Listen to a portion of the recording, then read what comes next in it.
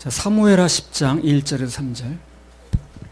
그 후에 암몬 자손의 왕이 죽고 그 아들 하눈이 대신하여 왕이 되니 다윗이 가로되 내가 나아스의 아들 하눈에게 은총을 베풀되 그 아비가 내게 은총을 베푼 것 같이 하리라 하고 그 신복들을 명하여 그 아비 죽은 것을 조상하라 하니라. 다윗의 신복들이 암몬 자손의 땅에 이름에 암몬 자손의 방백들이 그 주 하눈에게 고하되 왕은 다윗이 조객을 보낸 것이 왕의 부친을 공경함인 줄로 여기시나이까. 다윗이 그 신복을 보내어 이 성을 엿보고 탐지하여 함락시키고자 함이 아니니이까. 이에 하눈이 다윗의 신복들을 잡아 그 수염 절반을 깎고 그 의복의 중동 볼기까지 자르고 돌려보내매 혹이 이 일을 다윗에게 고하니라. 그 사람들이 크게 부끄러워하므로 왕이 저희를 맞으러 보내어 이르기를 너희는 수염이 자라기까지 여리고에서 머물다가 돌아오라 하니라. 자, 오늘 이 본문을 통해서 하나님의 호의, 좋은 뜻이죠, 그죠? 좋은 뜻. 호의라는 제목으로 은혜를 나누도록 하겠습니다. 하나님의 호의를 전하는 데는요, 핍박이 따라요, 핍박이. 진실을 전하는 데는 진실을 전하기 어렵다 그러죠. 그 얘기하고는 통하는 얘기입니다, 이게. 사무엘하 10장 1절 2절. 그 후에 암몬 자손의 왕이 죽고 그 아들 하눈이 대신하여 왕이 되니 다윗이 가로되 내가 나아스의 아들 하눈에게 은총을 베풀되 그 아비가 내게 은총을 베푼 것 같이 하리라 하고 그 신복들을 명하여 그 아비 죽은 것을 조상하라 하니라. 다윗의 신복들이 암몬 자손의 땅에 이름에. 예. 하나도 들은 게 없다 그러면 그 이제 그 인도자들이 그 여기 간 걸 좀 얘기를 해줘요. 이런 얘기들이 있었다고. 그래? 들은 게 없어도 끝날 게 아니라 얘기를 해줘야지. 시간은 귀중한 건데. 다윗이 가로되 내가 나아스의 아들 하눈에게 은총을 베풀되 그 아비가 내게 은총을 베푼 것까지 하리라 그랬습니다. 그 다윗이 암몬 왕한테 은총을 입었다는 거죠. 언제 입었는가? 다윗이 언제 암몬 왕한테 은총을 입었는가? 그걸 잠깐 보겠습니다. 입었다 그러니까 사무엘상 11장 8절에서 11절.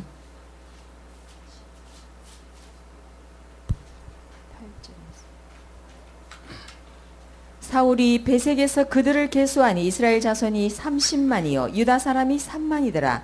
무리가 온 사자들에게 이르되 너희는 길르앗 야베스 사람에게 이같이 이르기를 내일 해가 더울 때 너희가 구원을 얻으리라 하라. 사자들이 돌아가서 야베스 사람들에게 고하매 그들이 기뻐하니라. 야베스 사람들이 이에 가로되 우리가 내일 너희에게 나아가리니 너희 소견에 좋을 대로 우리에게 다 행하라 하니라. 이튿날에 사울이 백성을 3대에 나누고 새벽에 적진 중에 들어가서 날이 더울 때까지 암몬 사람을 치매 남은 자가 다 흩어져서 둘도 함께한 자가 없었더라. 이게 사울하고 암몬 자손하고 전쟁이 붙었어요. 근데 그 하나님께서 사울을 도우셔서 사울이 겸손할 때니까 이 암몬 자손이 얼마나 많이 죽었는지 둘이 함께한 자가 없다는 거예요. 아주 몰살당했다는 겁니다. 그러니까 여기 암몬 그 죽은 암몬 자손의 왕인 나하스란 사람이 사울하고 사이가 안 좋겠어요, 안 좋겠어요? 당연히 안 좋죠. 매우 안 좋았습니다. 사울의 입장 그 사람의 입장에서 보면 사울 때문에 자기 망한 거거든. 근데 가만히 보니까 그 암몬 왕 나하스가 보니까 자기 원수인 사울하고 다윗하고 사이가 안 좋은 거야. 딱 보니까 사울이 다윗을 막 죽이려고 쫓아다닐 때 아니에요. 그러니까 적과 적은 적의 적은 내 친구다 이렇게 돼버린 거예요. 그러니까 이제 암몬 왕 나하스가 아 그렇구나. 저 사울이 나하고 원수인데 그 사울이 다윗을 죽이려고 쫓아다니는 걸 볼 때 내가 다윗하고 친구가 되면 되겠구나. 그 연합으로 해가지고 어떻게 좀 뭐 나중에 사울을 몰아내든가 좀 이렇게 해야 되는 거니까요. 낌새를 챈 겁니다 그걸. 그래가지고 이제 속셈이 있는 거죠 한마디로. 괜히 도와준 게 아니고 속셈이 있는 거예요. 불러다가 뭐 좀 접대도 해주고 그런 것 같아요, 이제. 근데 그걸 이제 갚으려고 그러는 거예요, 다윗이. 그때 그 나를 불러다가 뭐 이렇게 좀 접대도 해주고 좀 호의를 베푸는 거에 대해서 그 사람 죽었는데 내가 문상도 하고 그 자식들에게 내 은혜를 갚겠다는 겁니다. 내가 힘이 있으니까. 가끔 그 신문에 보면 그런 거 나오죠. 뭐 6.25 때 뭐 무슨 자기를 얼마나 도와줬는데 내가 은혜를 갚으려고 그런다고 신문 광고 내는 사람 있죠. 그런 거 가지고 이제 아름다운 이야기라고 그래요. 미담. 지난번에도 한번 얘기를 했습니다만 그 성공한 사람들은 다 그런 마음을 가지고 있어요. 은혜를 갚으려는 마음. 그 배은망덕한 사람이 끝내 잘 되는 건 별로 보지 못했어요. 은혜를 아는 사람이 결국은 잘 됩니다. 그 정주영 씨라고 뭐 지금은 돌아가셨습니다만 그 쌀가게 점원부터 시작했거든, 그 사람이. 현대 상황인가 거기서. 나중에 성공하고 나서 자기가 쌀가게 점원할 때 그 주인 아들이 자기한테 좀 잘해줬대요. 뭐 얼마나 잘해줬는지. 그 사람을 굳이 찾는 거예요. 찾아가지고 그냥 그 뭐지 보답을 해주겠다고. 근데 그런 걸 보면서 야, 그런 정신으로 사업을 하니까 저 사람이 성공을 했겠다. 우리 여기 학생들도 그런 정신을 좀 가져요. 괜히 젊은 날에 엉뚱한 짓 해가지고 나중에 그냥 뭐 그 몇십 년 지나가지고 문제 생기고 그런 일 하지 말고. 또 어떤 그 신문에 보니까 어떤 미국 사람이 뭐 9년 전이라 그러던가 자기가 묵었던 호텔에서 짐을 싸가지고 나오다가 그 호텔 그 뭡니까 그죠? 실내화 그걸 뭘로 가지고 나온 거야. 그래서 9년이 지나서 50불을 보내는 거야. 이거 내가 뭘로 가져왔으니까 환산해 드립니다. 그래가지고. 근데 그런 사람들은 다 성공하더라고. 그 여유가 있으니까 그러겠지. 그리고 이제 그런 그 은혜를 갚는 그런 마음을 하나님이 좋아하셔요. 코드가 맞는 겁니다. 오늘 다윗도 보게 되면 누군가에 조금 은혜를 입었으면 그걸 갚으려고 하는 거예요, 지금. 어떻게 갚으려고 하는 타입이라는 거예요. 암몬 자손의 왕 나하스가 무슨 속셈으로 도왔든 무슨 낌새를 채우고 그랬든 관계없이 자기는 나름대로 은혜를 갚겠다는 거예요. 그 자기 속셈이 있으니까 그런 거지 뭘 그렇게 생각하지 않는 거예요, 지금요. 자기 무슨 이권이 있으니까 그런 건 괜히 도왔겠어? 이렇게 말하지 않고 어쨌든 간에 도움 받은 거니까 그걸 이제 갚으려고 하는 거예요. 상대방의 호의를 액면 그대로 받는 거죠. 그래서 다윗은 사랑의 사람입니다. 고린도서 13장 17절. 은혜를 좀 갚으려는 마음이 참 중요한 거예요. 그게. 그런 사람은 인생이 잘 돼요. 칼을 갈고 있는 사람보다. 고린도전서 13장 7절. 모든 것을 참으며 모든 것을 믿으며 모든 것을 바라며 모든 것을 견디느니라. 사랑은 모든 것을 참으며 모든 것을 믿으며 모든 것을 바라며 모든 것을 견디느니라. 다 믿어주는 거예요. 그게 사랑의 본질입니다. 다윗은 그 라이프 스타일 자체가 그래요. 자체가 지난번에 본 것처럼 요나단이 베푼 것도 다 그냥 갚아주려고 그러고 무비옷을 찾아까지 가서 그렇게 하잖아요. 그런 마음들이 하나님 마음하고 맞는 겁니다, 지금. 오늘도 전에 그 조그만 은혜 베풀었던 그 나하스의 한온, 그 아들이 한온이라는 사람인데 그 은혜를 베풀려고 하는 거예요. 자, 그런데 오늘 보니까 그리고 은혜를 갚으려고 하는데 지금 그 다윗에게 아주 황당한 일이 벌어진 거예요. 무슨 일이 벌어졌냐면 그 이제 아들이 이제 그 왕이 됐다고 그러니까 축하 사절단을 보낸 거거든. 그리고 앞으로 좀 잘 좀 지내자고. 근데 그 사람들이 어떻게 생각했냐면 이거 스파이야, 스파이. 우리나라 정탐하러 온 거야. 이렇게 해석을 한 거예요. 그래가지고 수염을 절반을 깎고 옷을 뭐 이렇게 그냥 엉덩볼기가 어디쯤인지 하여튼 잘라가지고 그 몸의 은밀한 부분이 다 드러나게 이렇게 이제 망신을 주는 겁니다. 당시 문화로 보면 그렇다고 그래요. 수염을 잘 이우고 옷을 잘 이운 그 사건은 최고로 모욕을 당하는 거랍니다, 그게. 수염을 깎인다는 게 노예가 이제 노예는 수염을 길지 않는다고 그래요. 수염을 깎는다는 자체가 노예란 표시랍니다, 그게. 그리고 어떤 사람은 수염 안 잘리려고 자살도 했대요. 그 자르면 자기는 그 우리나라 19세기에 무슨 일이 있는지 압니까, 여러분? 단발령이라는 게 있었어요. 압니까? 그 옛날부터 상투자고 상투. 그거 이제 했잖아요. 그걸 이제 그 고종 황제가 자르라고 그랬잖아요. 단발령. 그거 상투 안 자른다고 자살한 사람이 굉장히 많아요, 그때. 조상대대로 내려온 머리를 어찌 자르리요 해가지고. 참, 뭘 그렇게까지 이렇게. 목숨도 아무데나 거나. 그러니까 이 사람들이 얼마나 부끄러운지 그 고국으로 들어오질 못하는 거예요, 지금. 그래서 다윗이 수염이 다 자랄 때까지 그러면 여리고성에서 기다렸다가 수염이 자라면 들어와. 이렇게 이제 배려를 해주는 겁니다. 그래서 우리가 여기서 볼 수 있는 게 뭐냐면 일대지에 나왔죠. 남에게 좋은 일 하다가 호의를 베풀다가 뭔가 오해를 받을 수 있다는 것입니다. 핍박받을 수 있어요. 좋은 일 한다고 다 좋게 대해주는 게 아니에요. 그러면 시험 듭니다. 낙심해요.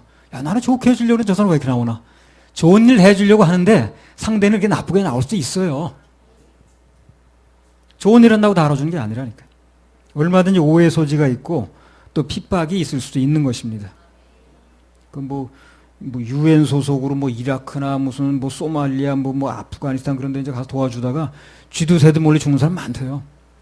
그러면 또 그 선교하다 죽는 사람들은 수사도 안 한대네 또. 우리도 그렇잖아요. 우리도 지금 얼마나 좋은 일을 많이 했습니까, 그동안에. 우리 인생 들여가면서, 시간 소모해가면서, 물질 들여가면서, 영혼 구원한다 그러고, 교회 회복시킨다 그러고, 예배 회복하러 다닌다 그러고, 그거 전국적으로 다녔잖아요. 지금 여기 이제 한 곳에 있긴 합니다만. 예.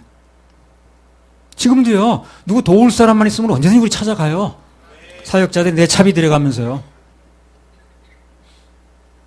누가 좀 예수를 믿고자 하는데 무슨 좀 사역자가 필요하다 그러면 우리 차비 들여서 다 이렇게 찾아가 도와줍니다. 우리 교인이든 안 교인이든 그렇게 따지지 않고 자기네들이 거절하니까 못하는 거예요. 그래서 우리는 그렇게 하려고 하는데 비난하는 사람은 여전히 비난하더라고. 이상하다는 등 저거 해가지고. 내가 늘 하는 말이 그거예요. 거짓은 전달하기가 좋은데 진실을 전달하기가 어렵더라고. 거짓은 전달하기 참 좋아. 근데 진실을 전달하기가 어려워요. 왜냐면 거짓은 답니다. 진실은 써요. 찔러요, 찔러. 그러니까 싫어하는 거예요.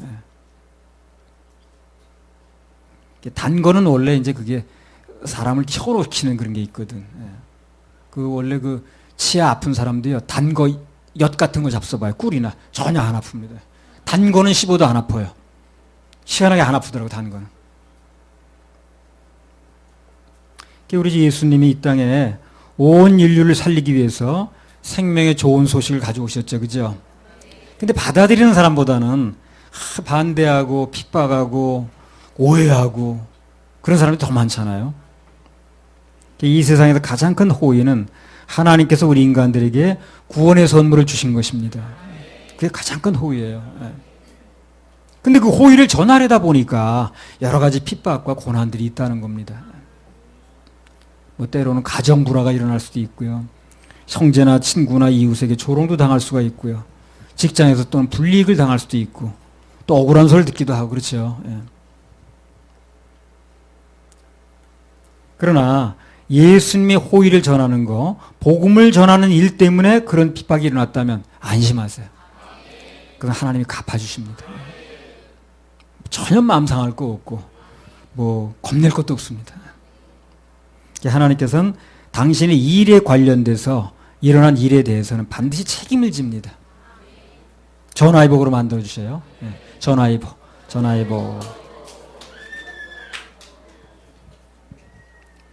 사무엘하 10장 4절에서 5절. 그래서 복음 전하다가 하나님의 사명을 감당하다가 일어난 일이라면 안심하시라니까요.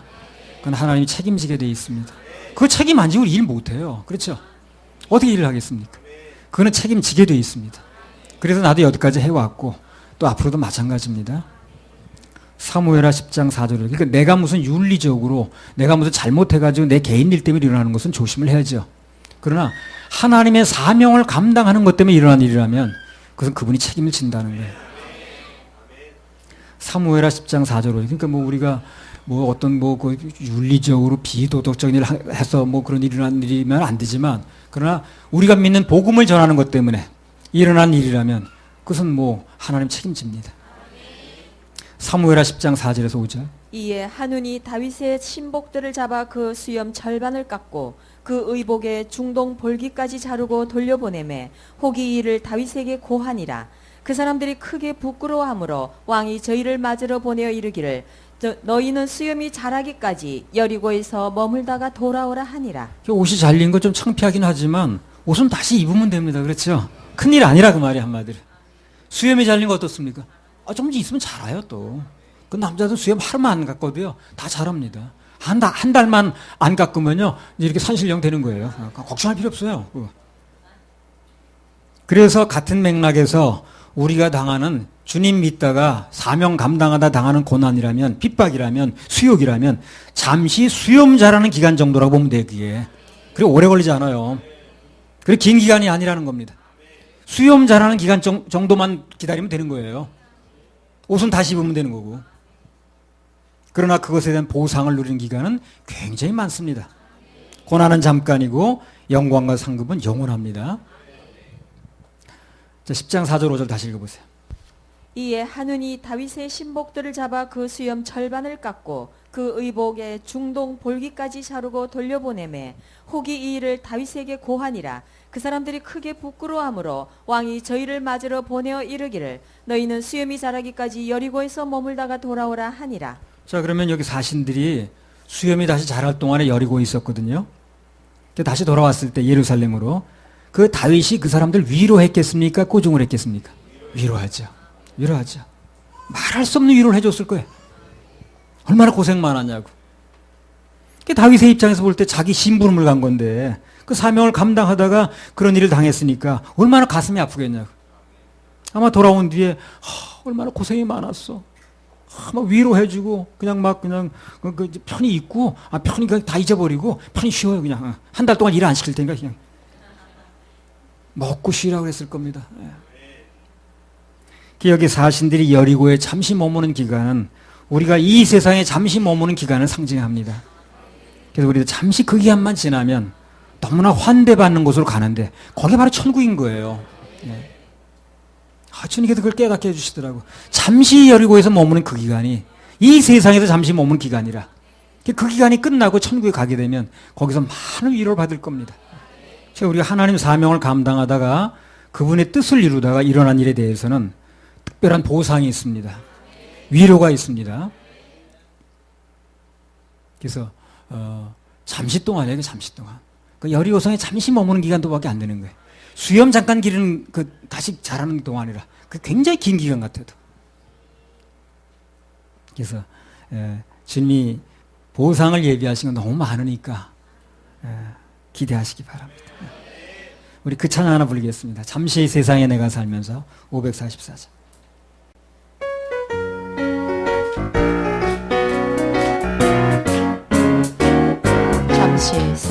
잠시 세상 내가 살면서 항상 찬송 부르다가 날이 저물며 오라 하시며 영광 중에 나아가리. 열린 천국문 내가 들어가 세상 짐 내려놓고 빛난 멸류관 받아 쓰고서 주와 함께 다스리. 골짜기 도둑 나의 갈 길 다 간 주의 품 안에 내가 영원토록 살리로다. 열린 천국문 내가 들어가 세상 짐 내려놓고 빛난 멸류관 받아 쓰고서 주와 함께 다스리. 나의 가는 길 멀고 험하며 산은 높고 고른 길 고난 나의 몸 복된 날이 밝아오리. 열린 천국문 내가 들어가 세상 짐 내려놓고 빛난 멸류관 받아 쓰고 주와 함께 다스리. 한숨 가시고 죽음 사모하며 기다리. 내가 그리던 주를 배울 때 나의 기쁨 넘치리. 열린 천국 내가 들어가 세상 짐 내려놓고 빛난 멸류관 받아 쓰고서 주와 함께 다스리리. 아멘. 옛날에 우리 충주에서 목회할 때 교인 하나가 돌아가셨거든요. 딱 요렇게 불렀습니다. 초상집 가서. 그랬더니 사람들이 의아해 하더라고. 저 사람, 그 사람 죽은 걸 반고하는 거야. 좋아서 그런 거야. 아니, 천국 가면 다 기쁜 건데,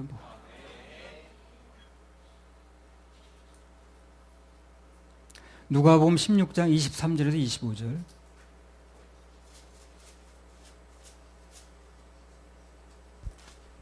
저가 음부에서 고통 중에 눈을 들어 멀리 아브라함과 그의 품에 있는 나사로를 보고 불러 가로되 아버지 아브라함이여 나를 긍휼히 여기사 나사로를 보내어 그 손가락 끝에 물을 찍어 내 혀를 서늘하게 하소서. 내가 이 불꽃 가운데서 고민하나이다. 아브라함이 가로되 예, 너는 살았을 때에 내 좋은 것을 받았고 나사로는 고난을 받았으니 이것을 기억하라. 이제 저는 여기서 위로를 받고 너는 고민을 받느니라. 천국은 뭐 하는 데입니까? 위로받는 데예요. 고생 많았지. 그거 뭐 그냥 복음 전한다고 이단 소리 들어가면서 고생 많았어 그냥. 그리고 어깨 한번 두드려주면 거기서 모든 게 다 녹는 겁니다. 예. 그 한마디에 다 녹는 거예요 그냥. 지옥은 뭐 하는 데입니까? 고민하는데 고민. 야 이거 언제나 나가냐 이거. 이 불은 타오르지 캄캄하긴 하지 뜨겁긴 하지 느끼는 건 다 느끼네 죽지는 않지 언제 나갈지는 모르지 고민하는데 고민하는 데가 지옥입니다. 저는 아브라함이 위로받고 천국에서 너는 거기서 고민한다는 거예요. 그럼 평생 고민하는 데서 영혼을 보낼 것인가? 평생 위로받는 데서 영혼을 보낼 것인가? 지금 결정하는 겁니다. 지금. 이 중요한 결정을 놔두고 있는 거예요. 교회가 그걸 도와줘야죠. 그 중요한 결정을 앞두고 있는 거예요. 지금요. 영원토록 고민하는 곳에 있는 것인가? 영원토록 위로받는 곳에 있을 것인가? 이걸 지금 결정하는 것인데 그걸 등한시한단 말이에요. 그 얘기를 안 한단 말이에요.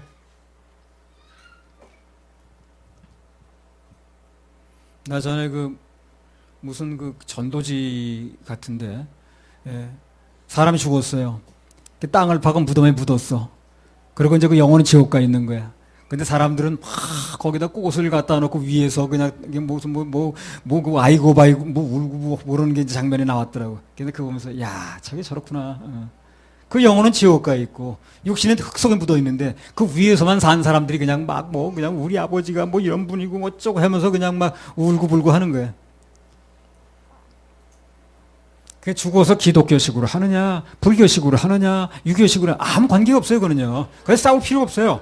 살았을 때, 그 사람 결정할 수 있을 때, 복음을 전해줘야 되는 거예요.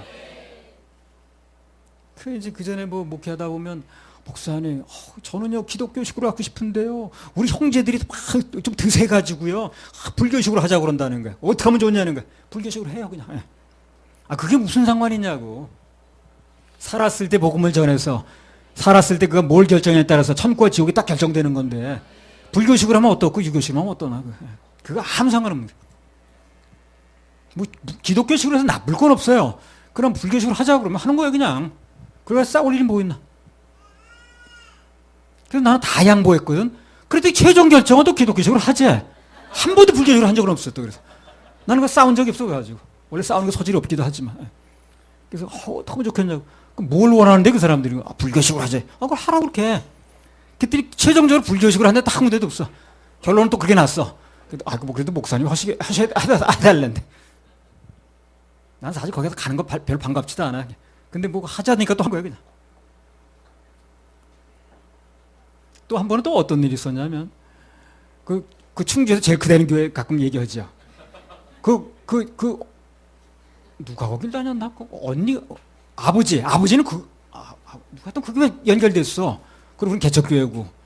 그러니까 이제 그 교회 목사님 모여서 장례를 집전하느냐. 또 우리 우리 교회 나오는 분이 맏아들이기 때문에 좀 발언권은 좀 있어요. 그러니까 내가 비록 개척교회 나가지만 우리 목사님이 해야 된다. 이걸 가지고 다퉜다네. 다투지 마시라고. 그분이 와서 허시결하고. 나는 그렇게 맞는 거 그런 거 별로 좋아하지도 않는데. 굳이 어떻게 결론이 났는데도 내가 하는 걸 결론이 났대. 그래가지고 나는 집전하고 있고, 그 큰 교회 목사님이 오셔가지고 성경책 옆에 있고 계속 서 있었어. 미안하기는 미안하더라고. 그 추운데 우두커니 서 있고 그분은 순서가 없으니까. 그리고 이제 나는 계속 집전하고. 연세도 그분이 더 많은데 그랬어. 그래서 굳이 하겠다 그러면은 어떻게 되는지 모르겠는데 안 하겠다 그러면 꼭 나한테 오더라고 그게. 기독교식으로 하지만 안 해도 된다 그러면 꼭 우리한테 오는 거야. 그 큰 교회 목사님한테 맡기라 그러면 꼭 나한테 오는 거야. 그래도 그분이 참 큰 교회 목사답긴 답더라고요. 그때 말인데 젊을 때거든요. 그리고 또 그야말로 어디 가서 무슨 교회를 하는 사람 이름도 없던 데인데 그 충주에 가장 큰 교회 목사님이에요. 그래도 가지고 하나 들고 그리고 서 있더라고. 그것도 겸손 아니에요? 예. 그래서 한번 얼굴만 비추고 갈만도 한데 자기 인도하는 게 아니면. 근데 그렇지 않더라고. 그 추운데 계속 서 있더라고. 그래서 저분 또 저런 면도 있구나. 한 가지만 단점이야 그 사람. 자범죄는 내가 아니. 원죄는 예수님이 해결하고 자범죄는 내가 해결했는데 이걸 잘못 가리킨다는 거야 그분이. 겸손은 있는데. 지옥은 끝없이 고민하고 고통당하는 곳이고 반대로 천국은 위로받는 곳입니다. 어디로 갈 것인가 하는 건 지금 결정한다는 거예요. 고민하면 지옥이에요. 위로받으면 천국이고. 이 땅에서도 고민하지 마세요. 고민할 거 있으면 다 주님께 맡기셔야 됩니다. 고민하면 밤새도록 고민하면 그래서 밤새도록 지옥을 경험하는 거예요. 그런가 하면 위로하면 순간적이나마 천국을 또 경험하는 거예요. 위로하면서 살아야 됩니다. 이월 형제, 추운 겨울에 밖에서 일하려면 힘들죠. 근데 그 손도 그냥 곱고, 그러면 이제 또 그게 약간의 천국을 경험하는 거예요. 근데 그거 내가 해주는 것보다 부인이 해주는 게 위력이 있어요. 이가영 자매가. 참 당신 같은 남편이 이 세상에 없다는 둥, 참 마음이 넓다는 둥, 기술로 봐서는 뭐든 받든지 참 이지방이라는 둥 이렇게 해가.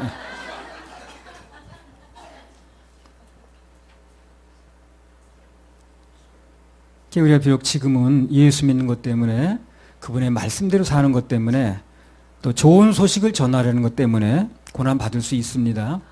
고통도 받을 수 있어요. 모욕을 당할 수도 있습니다. 우리 교인들 너무 안 당해서 걱정이지만 하여튼 당할 수도 있어요. 그러나 잠시 잠깐 오면 수염이 자랄 시간 정도만 지나면 오늘 사신들이 다윗을 만나듯이 천국에서 주님 만나는 것입니다. 그래서 영원토록 말할 수 없는 위로받고 격려를 받고 칭찬받고 면류관 받는 거예요. 그건 영원합니다. 영원. 그게 고난이라는 것은 잠시 동안이고 수염 자랄 동안 뭐가 얼마나 안 걸리잖아요. 뭐 되는 사람은 영원을 선택해. 그 영원 속에서 어떻게 되는 그걸 계산하는 거예요. 안 되는 사람은 당장 눈앞의 것만 계산해. 그 영원을 계산하지 않아. 그러니까 헛 계산하는 거예요. 잘못 계산하는 겁니다. 정말 똑똑한 사람은 영원을 계산합니다. 계시록 21장 3절 4절.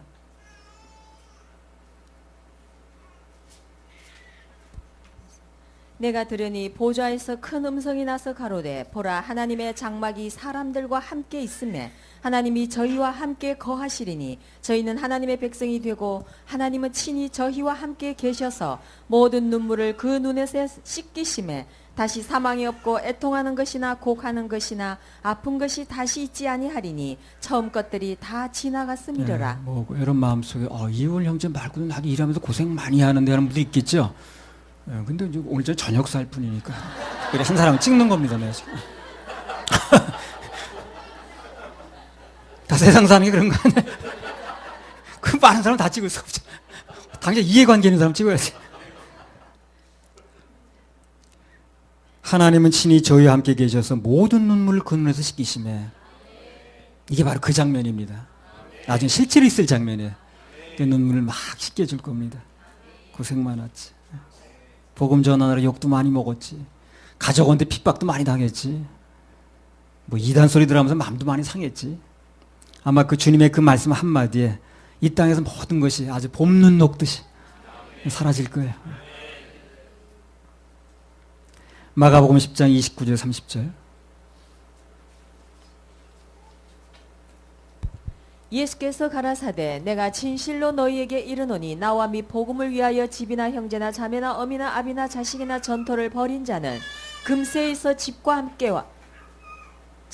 형제와 자매와 모친과 자식과 전토를 100배나 받되 핍박을 겸하여 받고 내세에 영생을 받지 못할 자가 없느니라. 그래서 주님이 위해서 핍박을 받는 사람은 금세가 어딥니까? 금세가 지금이에요. 지금.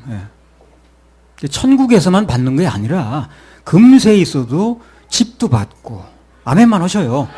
형제와 자매와 모친과 자식과 전토를 100배나 받는다는 거예요. 핍박도 좀 겸하여 받긴 합니다. 이 세상에서 주님의 일을 위해서 핍박, 고난을 받는 자는 금세에서도 100배나 받는다고 예수님 직접 말씀하시잖아요. 핍박이 좀 겸하여 있다는 건 이제 알아두시기 바랍니다.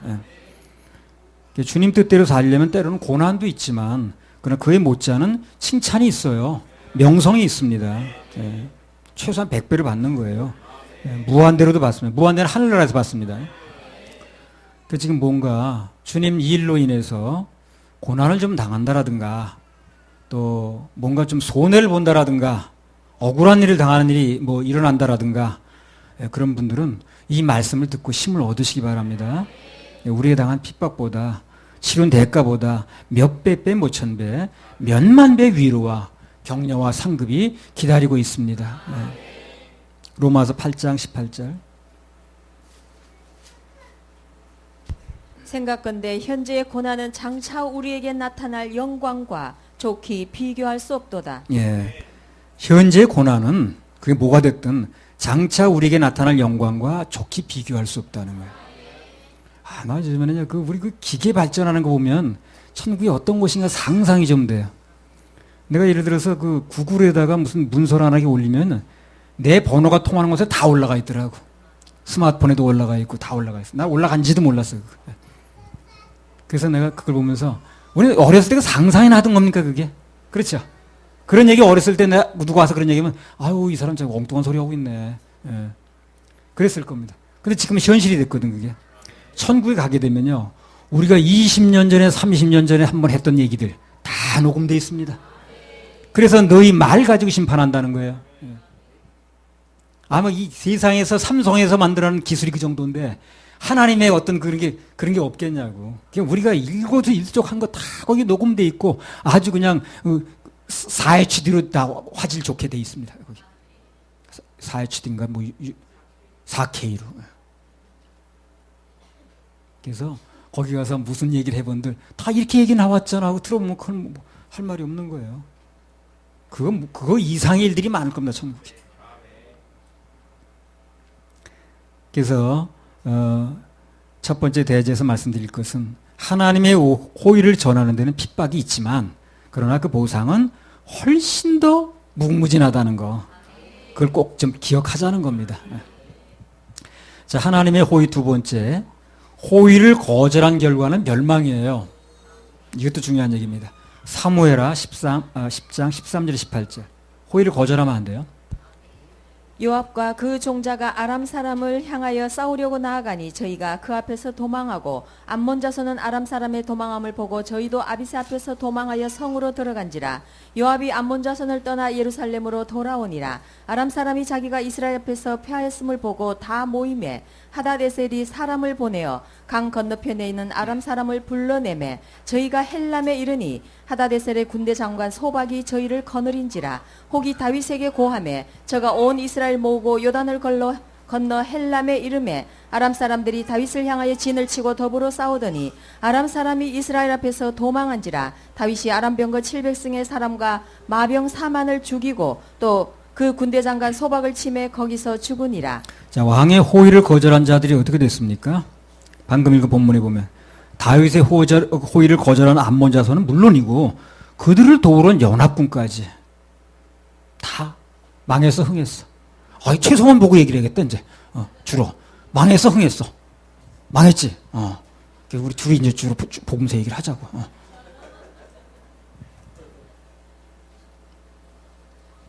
상대방을 극도로 마음 상하게 하는 게 호의를 거절하는 거예요. 호의를 거절하는 것처럼 마음 상하는 게 없어요. 또. 나는 정성을 다해서 호의를 베푸는 건데. 이 나스란 사람은, 이 한운이라는 사람은 상대방의 호의를 받는데 준비가 안 된 거예요, 이 사람이. 결국 큰 낭패를 당했습니다. 호의를 받아들이지 않는 결과는 심각합니다. 그래서 우리도 낭패를 안 당하려면 상대방의 호의를 받을 줄 알아야 돼요. 정말로 중요한 것은 인간은 그 어떤 것보다도 예수님의 호의를 받을 줄 알아야 됩니다. 예수님이 피를 흘리신 거, 이 땅에 오신 거, 나에게 복음을 선물로 주신 거 다 호의거든. 그렇죠? 내가 뭘 한 게 없잖아, 거기에 대해서. 그분은 큰 호의를 베푸는 거예요. 그 거절한 대가는 엄청나다는 거예요. 호의를 거절한 대가는. 받아들이는 사람은 천국이고 거절한 사람은 지옥입니다. 지옥 가고 천국 가는 게 그 호의를 받아들였느냐 여부에 달린 거예요. 간단합니다.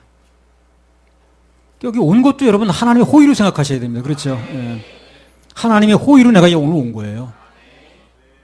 하나님께서 뭔가 내 인생 문제를 풀어주시려고, 뭔가 회복시키시려고 나를 부르셨구나. 호의를, 그야말로 호의를 받을 줄 알아야 되는 거예요. 호의를 받을지 모르면 그게 안 되는 거죠. 하나님께 주시는 기회를 과소평가하면 안 됩니다. 뭐 기회가 없다고 얘기를 하는데 기회가 없는 게 아니에요. 내게 주신 기회를 자꾸 과소평가해서 잡지를 못하는 거예요. 오늘도 뭐 마음만 열어보세요. 그 얼마나 좋은 말씀들이 내 마음속에 들려올 수 있거든.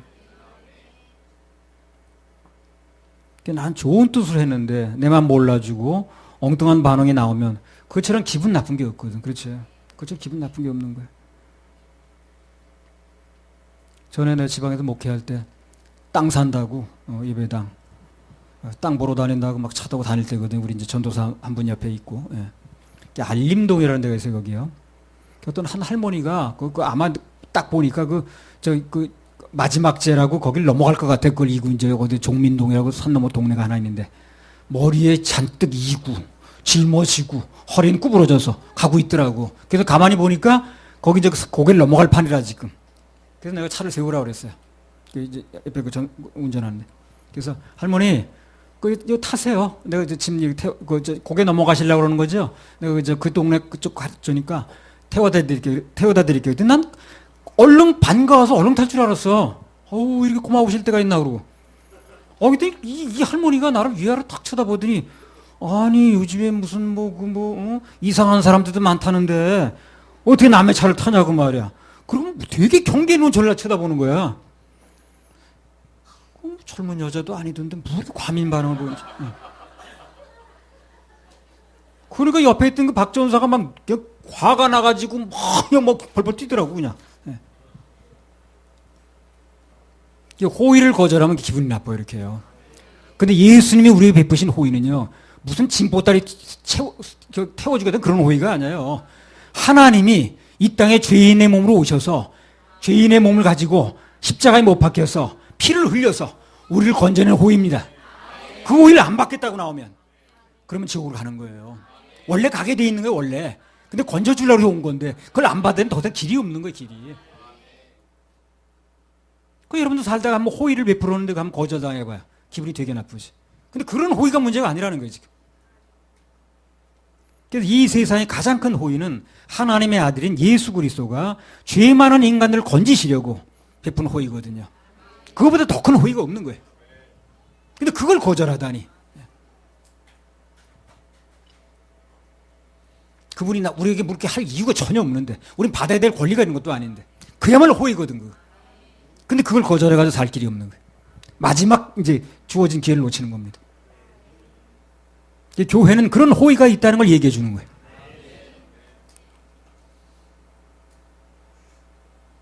죄가 뭔지 알지 못하는 분이 내 대신 십자가 형벌을 받으신 거 아니야. 누구든지 그분을 믿으면, 그 사실을 받아들이면 천국 갈 수 있도록, 죄사함 받을 수 있도록 이렇게 해놓은 거 아닙니까? 그게 호의지 뭐겠어. 하나님이 세상을 이처럼 사랑하사 독생자를 주셨으니 이는 저를 믿는 자마다 멸망치 않고 영생을 얻게 하려 하심이니라. 그래서 누구든지 그 소식을 받아들이고 예수님을 구세주로 믿는 자들에게는 하늘나라 천국문이 활짝 열리는 것입니다. 그런데 그 엄청난 호의를 거절하면 그러면 영원한 형벌이 기다리고 있다는 거. 그것도 엄연한 사실이라. 예수님께서 우리 죄를 이렇게 돌아가셨는데 무슨 죄냐? 죄는 요한복음 16장 9절에 보면 죄에 대하여라면 저희가 나를 믿지 아니하며 그랬습니다. 그렇게 해놓으셨는데 안 받아들이니까, 안 믿으니까. 그래서 이제 그 죄가 남는 거예요. 지금 지옥 가는 죄는 뭡니까? 그 사람이 무슨 죄를 졌느냐가 그게 아니고 믿지 않는 죄라. 믿지 않는 죄. 예수님이 다 해결해 놓으셨는데 그걸 믿지 않는 죄. 남은 죄는 믿지 않는 죄입니다. 예수님을 받아들이지 않는 죄예요. 그러니까 받아들이게 되면 모든 죄는 싹 해결됐습니다. 싹 해결됐어요.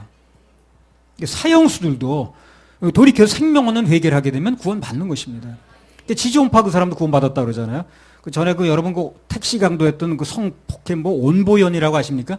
온보연 인터넷 한번 쳐봐 나오지. 유명한 바라바 같은 강도. 그 사람도 구원받았다 그러잖아요. 천국 가면 2번 놀랜대요. 꼭 와야 될 사람이 안 와 있는 거야. 그 사람이 안 왔단 말이야. 거기 안 오면 딱 간대 딱 정해졌습니다. 또 하나 왜 놀랍니까? 전혀 올 것 같지 않은 사람이 와 있는 거예요, 거기. 2번 놀란다고 그러잖아요. 그게 왜 그러냐면 기준이 예수님이기 때문에 그래요. 그래서 행동 기준이 아니기 때문에. 사람들은 야, 저 사람은 좋은 행동을 많이 했으니까 당연히 왔을 거야. 근데 그 사람 예수를 믿어야 되는 거예요. 저 사람은 전혀 올 수 없는 사람이야. 예수를 믿었어. 그럼 그 사람 와 있는 거예요. 기준이 예수님이라 그런 거예요. 그 사람 행동 기준이 아니라. 그래 놀라는 거예요, 사람들이. 아무튼 그래서 하나님께서 우리 베푸신 최대 호의가 예수 그리스도인데 그분을 믿지 않고 거절하면 그 결과는 엄청난 겁니다.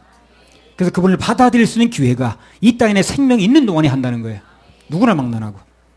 그럼 굉장한 기회가 주어진 거지. 요한복음 3장 36절.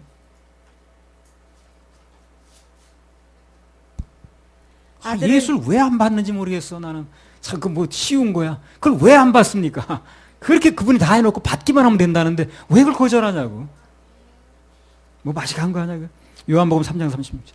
아들을 믿는 자는 영생이 있고 아들을 순종치 아니하는 자는 영생을 보지 못하고 도리어 하나님의 진노가 그 위에 머물러 있느니라. 자, 이 말씀 방금 내가 설명드린 내용입니다. 그다음 시편 54편 4절.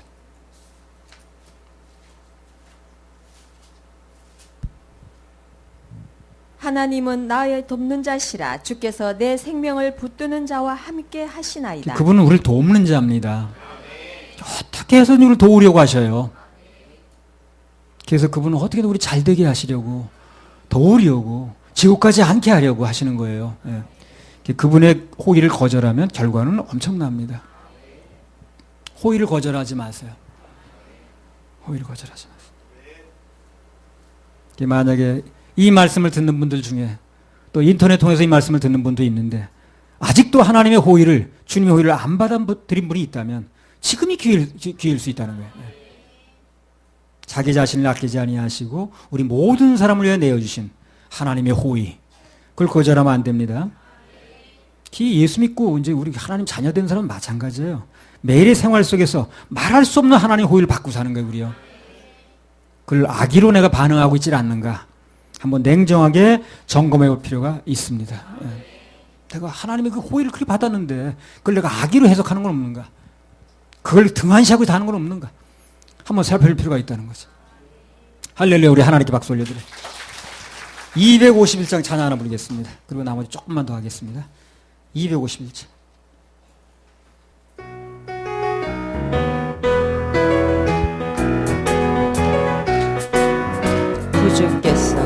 구주께서 부르되 오늘 오라 하시니 올 수 있는 기회에 긍휼함을 받아 너 위하여 비시는 주의 음성 들으며 주의 약속 믿어서 내 구주로 섬겨라. 구주께서 널 위해 기다리고 계시니 모든 고통 두려움 주께 와서 아뢰라. 풍성하신 그 은혜 감사하신 그 사랑 회개하고 주께 와 간구하여 얻어라. 모든 죄를 버리고 회개하고 나오라.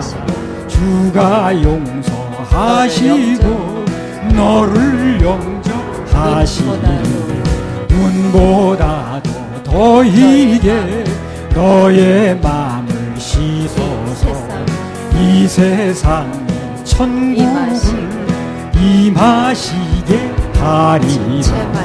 지체 말고 주께로 어서 바삐 나오라. 예비하신 구원 지금 받을 은혜 좋은 기회 놓치고 슬피 후회 말지 지금 문을 두드려 구원함을 받아라. 좋은 기회 놓치고 슬피 후회 말지니 영원히 가서 그렇게 고민하는 데 있지 말고요. 위로받는 곳으로 가야 됩니다. 3절. 3절. 이게 좀 가사가 잘못됐습니다. 내가 늘 얘기하는 모든 죄를 버리고 회개하고 나오는 게 아니에요. 나오면 죄가 버려지는 겁니다. 죄를 버리고 나오는 게 아니에요. 이건 누가 잘못 쓴 겁니다, 지금. 모든 죄를 버리고 나오는 게 아니라 주님 앞에 나오면 그 죄가 해결되는 거예요. 모든 병을 고치고 병원에 가십시오. 말 안 되죠. 병을 가지고 병원에 가면 고쳐지는 거죠. 그 말이랑 그 말 같은 거예요. 예. 모든 죄를 가지고 교회에 나오면 예수님의 보혈을 힘이 있고 고쳐지는 거예요. 병 고쳤는데 무슨 병원을 가는가? 모든 병을 고치고 병원으로 오세요. 틀렸죠, 그거야. 병 가지고 병원 가야지. 그러니까 모든 죄를 버리고 나오는 게 아니고 그냥 오는 거예요. 술, 담배를 끊고서 교회에 빨리 나와. 무슨 술, 담배 끊고 나? 오면 끊어지는 거지. 그래서 사람들이 안 되는 거예요. 순서를 바꿔가지고. 저 교회 좀 나오세요. 아유, 술이나 끊고요. 아유, 담배를 아직 피워가지고. 그런 사람 죽을 때까지 안 되는 거예요. 그게 핵심이 아니에요. 예수님의 보혈로 죄 사함 받은 거, 죄가 용서되는 걸 내가 믿느냐 하는 문제가 되는 거예요. 그럼 믿어지는 과정에서 해결될 수도 있고, 안 되면 어떻게 되는 거예요? 안 돼도 어쩔 수 없어요. 뭐 선교사들 처음에 우리나라에 와가지고 그냥 뭐 할 말이 별로 없으니까 술 끊으세요, 담배 끊으세요, 마자 끊으세요. 그게 이제 교인 만드는 과정이었거든요. 그렇지 않아요. 예. 그거는 교인 만드는 과정 핵심이 아니에요. 그러나 예수님의 보혈로 구원받고 그 구원이 그걸 감사하면 그런 거는 해결이 됩니다.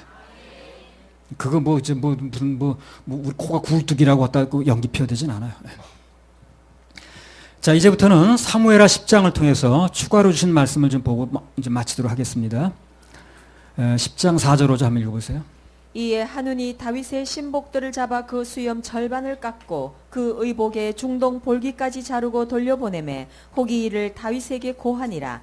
그 사람들이 크게 부끄러워하므로 왕이 저희를 맞으러 보내어 이르기를 너희는 수염이 자라기까지 여리고에서 머물다가 돌아오라 하니라. 그러니까 신앙심의 어떤 깊이라는 게 결국 그거더라고. 천국을 믿느냐 안 믿느냐는 문제예요, 이게. 그 천국을 믿느냐 안 믿느냐 문제 또 무슨 문제입니까? 예수님을 얼마나 믿느냐 하는 문제가 되는 거예요. 그 천국 지옥이 어디서 나온 말이에요, 그게? 가본 거예요, 누가요? 예수님이 하신 말씀이거든. 그렇죠? 천국 지옥이 있다는 얘기 예수님이 하신 거 아니에요. 그분을 믿으면 그게 믿어지는 거예요. 근데 천국 지옥이 잘 안 믿어진다는 건 그분이 잘 안 믿어지는 거예요. 그러니까 그게 잘 안 믿어지는 거거든. 그러니까 예수님만 분명히 믿어지면 당연히 믿어집니다.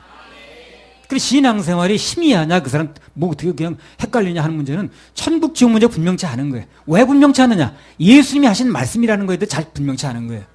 그러니까 예수님에 대한 믿음이 모든 결정되는 거예요. 아니, 나는 갔다 온 사람이야, 모르고. 예. 그러나 내가 믿는 예수님이 있다고 얘기를 하는 거예요. 그럼 나 당연히 믿는 거예요, 당연히. 그분이 뭐가 답답하다고 나한테 거짓말 하겠어요.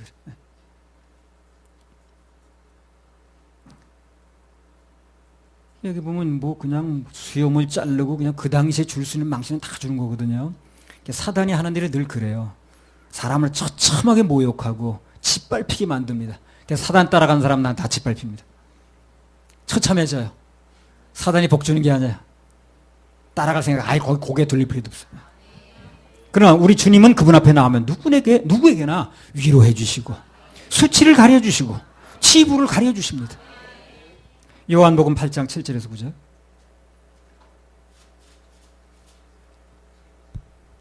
저희가 묻기를 맞이 아니하는지라. 이에 일어나 가라사대 너희 중에 죄 없는 자가 먼저 돌로 치라 하시고 다시 몸을 굽히사 손가락으로 땅에 쓰시니 저희가 이 말씀을 듣고 양심의 가책을 받아 어른으로 시작하여 젊은이까지 하나씩 나가고 오직 예수와 그 가운데 섰는 여자만 남았더라. 네, 가늠한 여자를 현장에서 줄줄줄줄 끌고 왔습니다. 못 끌듯이 끌고 왔어요. 그래가지고 끌고 오다 보니까 질질 끌려오다 보니까 그저 온 맹무새가 다 흐트러지고 머리는 헝클어지고 보나마나죠. 근데 예수님이 땅에다 뭘 쓰시는 거야. 가지고 그러니까 사람들이 뭘 쓰시는 거야. 그래가지고 다 쳐다보는 거야. 이게. 뭘 쓰셨어요? 땅에다가 예수님이? 예? 몰라요? 왜 몰라요? 모릅니다, 나도. 뭘 쓰셨는지. 뭘 썼다는 얘기 성경에 없어요. 근데 문제는 뭐가 문제냐면, 그렇게 땅에다 뭘 쓰고 있어요. 전부 그것만 쳐다보고 있는 거야. 그 사이에 여자가 뭘 하는 겁니까? 옷 매무새를 고치는 거예요. 그 시간을 주는 거예요. 전부 그거 쳐다보고 있는데. 그 사이에 이제 여자가 그 옷 매무새를 다 고치고 하는 이제 시간을 갖는 거죠. 분명한 것은 뭐냐면, 하나님께서 그 여자를 배려해 주는 겁니다, 지금. 배려해 주는 거예요. 그 당혹스러운 순간에 그 가늠한 여인을 배려하고 시간을 벌어주고 그 마음의 소유자가 우리 주님이라는 거예요. 그래서 그 주님을 믿는 사람은 인생에 모든 걸 배려를 받습니다. 내 인생에 그렇게 어려운 일이 벌어지고 그렇게 처참한 일이 벌어지게 되면 그걸 막을 수 있는, 해칠 수 있는 그런 시간도 벌어주시고요. 그런 은혜도 내려주시는 거예요. 난 그런 거 많이 경험했습니다. 나도 정말 어려움을 겪고 정말 망신 나갈 그런 기회도 있고 있었고 그랬지만 그때마다 하나님 날 막아주시더라고. 돈 때문에 망신 나갈 그런 것도 있었고 그랬는데 하나님께 날 막아주시더라고. 집회하고 장소비가 없어가지고 그냥 막 외상지고 올 때 얼마나 망신스러워. 그래도 주님께서 어떻게 또 갚게 하시더라고. 그래서 지금까지 뭐 우리 집회한 장소 중에서 뭐 빚지고 안 갚은 건 하나도 없습니다. 지금 다 갚았습니다. 그래서 우리 주님은 그런 분이기 때문에 누구나 그분 앞에 나오면 모든 수치는 가리워지는 것입니다. 로마서 4장 7절 8절. 그 불법을 사심을 받고 그 죄를 가리우심을 받는 자는 복이 있고 주께서 그 죄를 인정치 아니하실 사람은 복이 있도다 함과 그래요. 같으니라.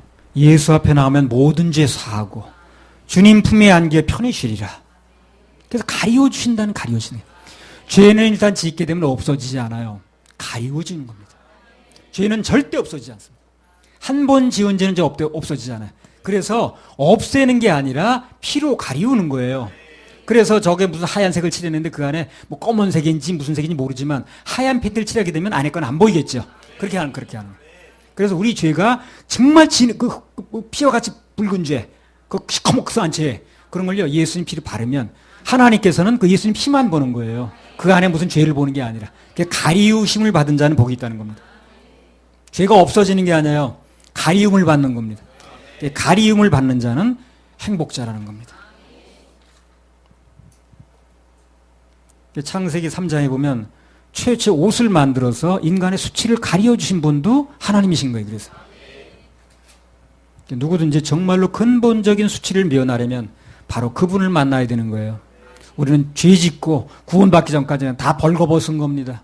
그럼 벌거벗은 사람에게 할 일은 뭐예요? 우선 옷부터 입혀야겠죠. 그럼 구원 문제 얘기를 하는 거예요. 그래서 다른 것보다도 그게 눈에 안 보이니까 얘기를 하는 딴 소리를 하는 거지. 그게 영적으로 보이는 사람은 그것부터 해줘야 되는 거예요. 아 여기 누가 벗고 있다고 보세요. 다른 얘기 할 게 뭐 있나? 그거부터 해결해야지. 우선 옷부터 입든가 가려야 될 거 아닌가?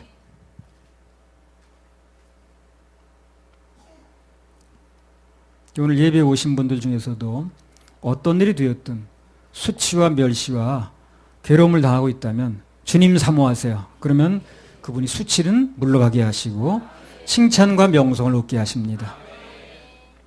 사무엘하 10장 13절 14절. 요압과 그 종자가 아람 사람을 향하여 싸우려고 나아가니 저희가 그 앞에서 도망하고 암몬 자손은 아람 사람의 도망함을 보고 저희도 아비스 앞에서 도망하여 성으로 들어간지라. 요압이 암몬 자손을 떠나 예루살렘으로 돌아오니라. 예. 자, 요압이 싸우려고 가다 보니까 그 암몬 자손들이 그 이스라엘 백성을 보기만 해도 도망갔다는 거예요. 그 왜 그러냐면요. 이유가 10장 6절에 나와요.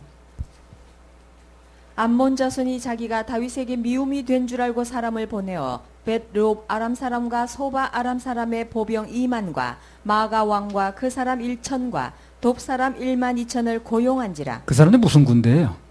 돈 받고 온 군대예요. 용병이라고 그러죠. 그래서 큰분 애국심에서 온 게 아니에요. 애국심이 있어 나온 게 아니에요. 돈 받고 이제 왔는데 뭐 계약금이라도 받았나 봐. 중도금을 받았는지. 그러니까 보니까 안 되겠는 거예요. 싸움이. 그러니까 굳이 목숨 걸고 싶지 않은 거예요. 그러니까 가버리는 거예요. 일단 돈 조금 받았으니까. 잔금만 안 받으면 되는 거예요.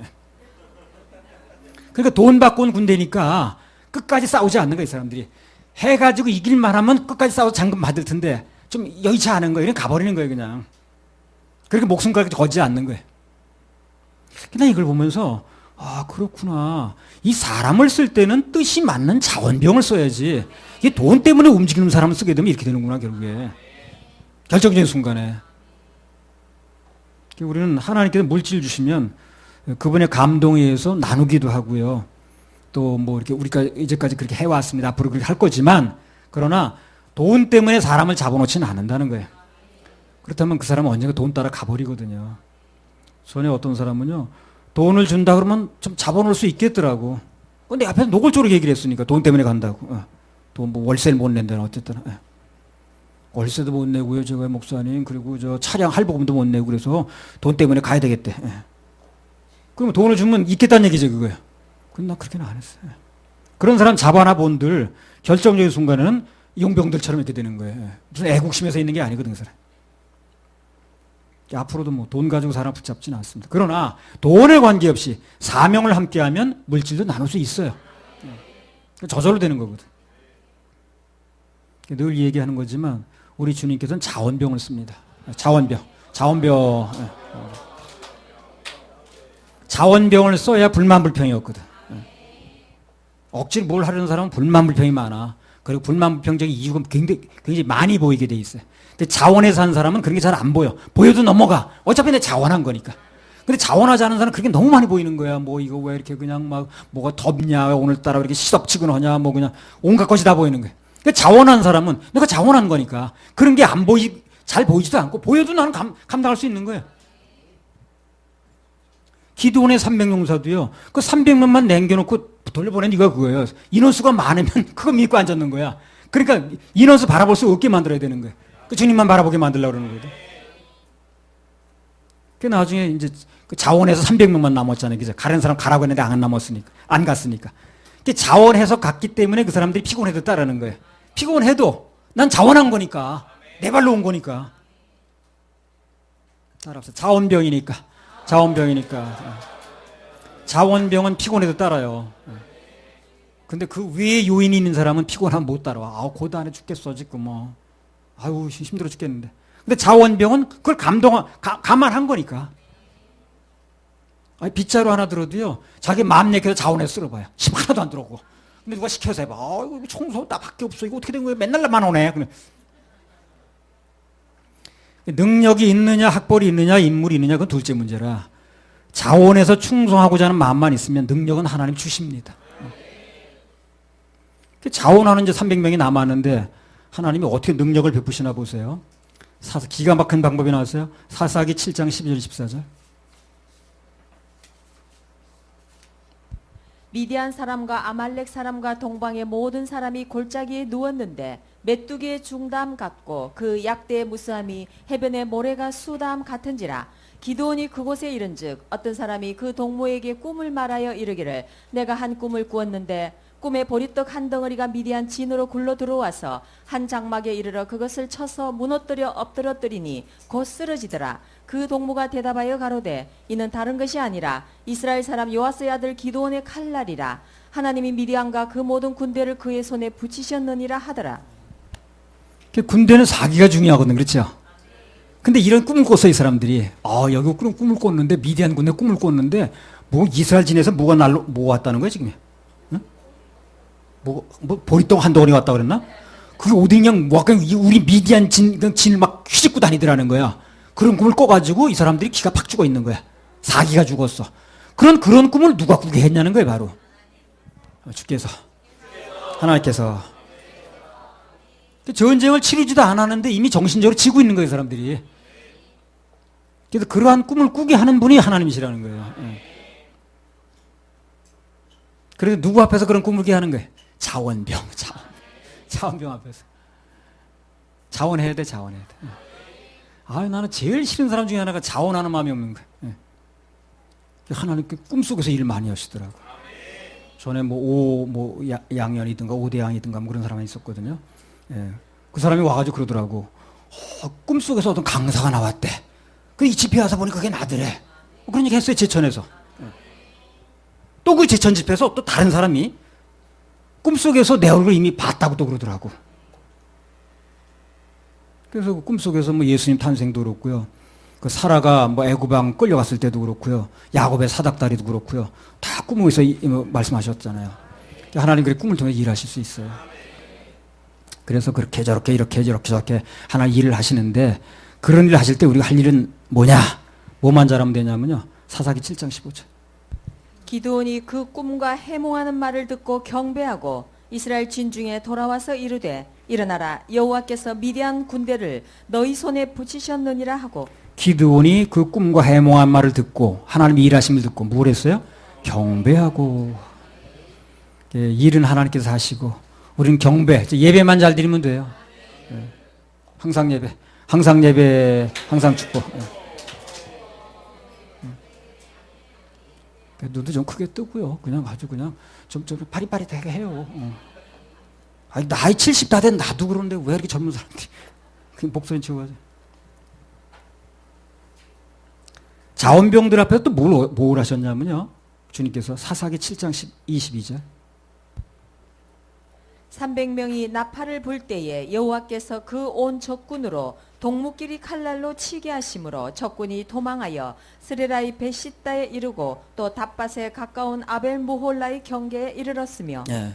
그래서 젊을 때는 걸음걸이도 그렇게 그냥 어슬렁어슬렁 그렇게 걸으면 안 돼요. 어슬렁거리는 걸음걸이는 사단의 걸음걸이에요, 그냥. 예. 사단은 어슬렁거린다 그러잖아. 좀 그냥 이렇게 좀 걸으라고. 그렇게 걸어요. 예. 아침 일찍 일어나고. 예.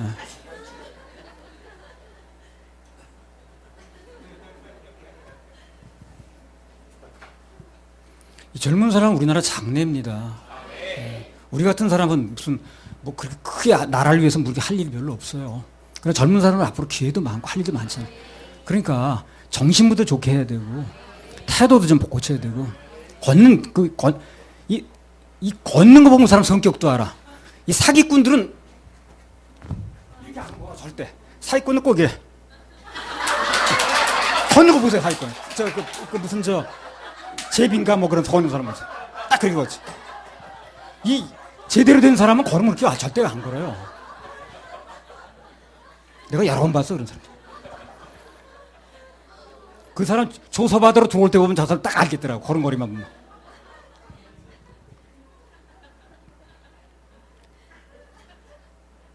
사사기 7장 22절.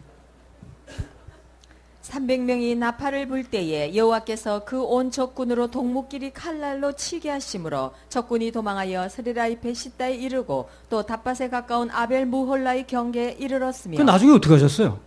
300명 가지고 싸우는 게 아니고 300명은 구경하라고 그러고 자기네끼리 칼로 찔게 하는 거예요. 그러니까 이쪽에서 300명 이상 갈 필요도 없었던 거예요. 그렇죠? 우리하고 싸움 같은 우리도 인원이 많아야 되는데 우리가 싸우는 게 아니라 그들끼리 막 찌르는 거야. 그 300명 뭐 하냐면 구경하는 거야. 그 구경꾼이 그렇게 많이 갈 필요가 뭐 있나? 피곤해도 자원하는 마음으로 몸만 들이면 능력은 전적으로 하나님이 하십니다. 하나님이 하셔요. 사무엘하 10장 11절. 가로되 만일 아람 사람이 나보다 강하면 네가 나를 돕고 만일 암몬 자손이 너보다 강하면 내가 가서 너를 도우리라. 예, 여기 나온 것처럼 적진 앞에서는 마음만 흩어지지 않으면 돼요. 하나만 되면 됩니다. 서로가 위치가 떨어져 있어도 마음만 하나 되면 얼마든지 승리할 수 있어요. 정다이도 싱가포르 있어도 마음만 하나 되면 돼요. 예. 마음까지 둘 돼 버리면 안 되는 거예요. 몸은 떨어져 있어도 마음이 하나 돼야 돼. 요압하고 아비새하고 막 서로 떨어져 있어도 형님 우리 마음이 하나예요. 그 마음만 하나 되는 게 이기는 거예요. 예. 우리 생소원에도 이 싸움의 원리를 적용해야 됩니다. 이제 우리도 이제 생소원에도 하나의 약속이 있기 때문에 샘물이 강물되고 바닷물 돼서 전 세계로 나가거든요. 이제요. 세계적으로 사역지가 넓어지게 되면 몸이 떨어질 수밖에 없다고. 필연적으로 그렇게 됩니다. 그러나 마음이 하나만 되면 되는 거예요. 마음이. 지역적으로 떨어져 있어도. 오늘 이 사람들처럼 마음만 하나 되면 어떤 대적, 어떤 어려움에도 승리할 수 있습니다. 자, 하나만 더 말씀드리고 마칠게요. 사무엘하 10장 15절 18절. 아람 사람이 자기가 이스라엘 앞에서 패하였음을 보고 다 모임에 하다데셀이 사람을 보내어 강 건너편에 있는 아람 사람을 불러내매 저희가 헬람에 이르니 하다데셀의 군대 장관 소박이 저희를 거느린지라. 혹이 다윗에게 고함에 저가 온 이스라엘 다 모으고 요단을 건너 헬람에 이르매 아람 사람들이 다윗을 향하여 진을 치고 더불어 싸우더니 아람 사람이 이스라엘 앞에서 도망한지라. 다윗이 아람 병거 700승의 사람과 마병 4만을 죽이고 또 그 군대 장관 소박을 치매 거기서 죽으니라. 적들이 왜 다시 모입니까? 여러 번 말씀드렸죠. 하나님이 싹 청소하시려고 그러는 거예요. 아람 군대가 일부 죽었는데 하나님께서 보실 때 강 저편 군대가 아직 있는 거예요. 아람 군대가 양쪽 진 사이에 두고. 이쪽 군대는 없어졌는데 저쪽 군대가 또 남은 거야지. 그래 그들도 아주 씨를 말려 끌어들이는 거예요 지금요. 그러니까 우리는 저 이제 금방 끝나는데 또 하는 거야. 힘들어 죽게. 그러지 마세요. 아예 싹 해결하려고 그러는 거예요. 아예.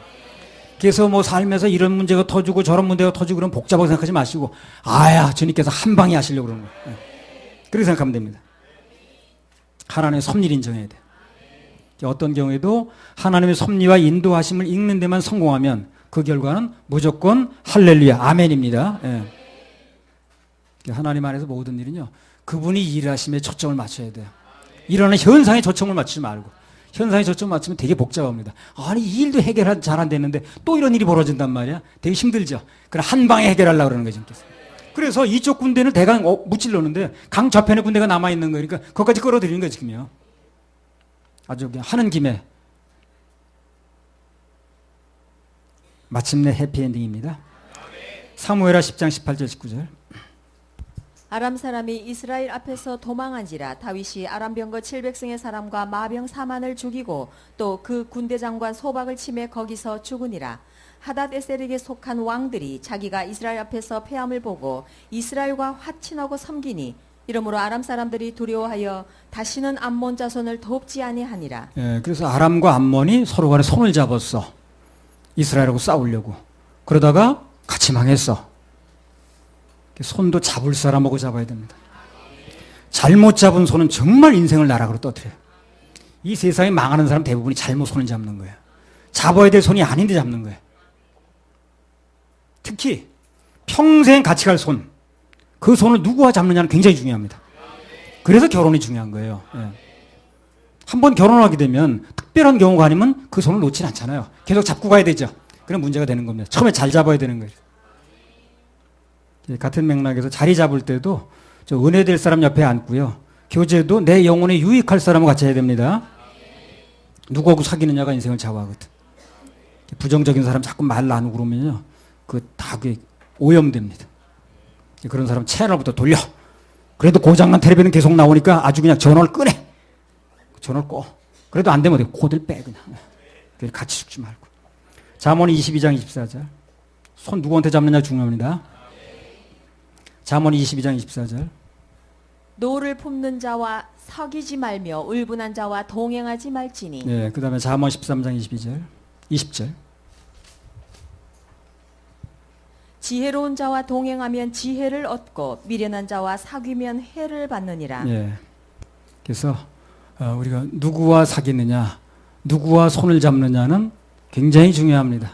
이 암몬 사람들은 같이 손 잡는 거야. 망할 사람들은 같이 망하는 거야. 그래서 손이나 안 잡았으면 같이 안 망하는 거야.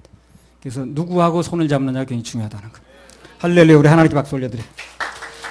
자, 우리 찬양을 부르고 마치겠습니다. 138장 사람을 보며. 걸음만 씩씩하게 걸어도요 그 비만 안 걸려요. 치매도 안 걸려요. 사람을 보며 세상을 볼 때 만족함이 없었네. 나의 하나님 그분을 볼 때 나는 만족하였네. 저기 빛나는 태양을 보라. 또 저기 서 있는 산을 보아라. 천지지으신 분이 나를 사랑하시니 나의 하나님 한 분만으로 나는 만족하겠네.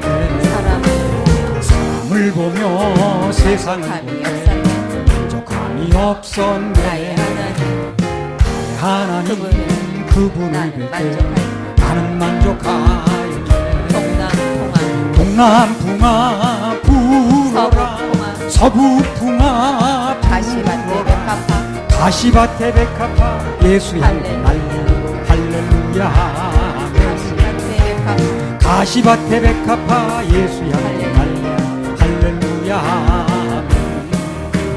성령 바람 나에게도 불어라 불어라 나에게도 가시밭에 불어라 백합화 가시밭에 예수 백합화 예수 향기 할렐루야 할렐루야 가시밭에 백합화 가시밭에 백합화 예수 향기 날려 할렐루야 할렐루야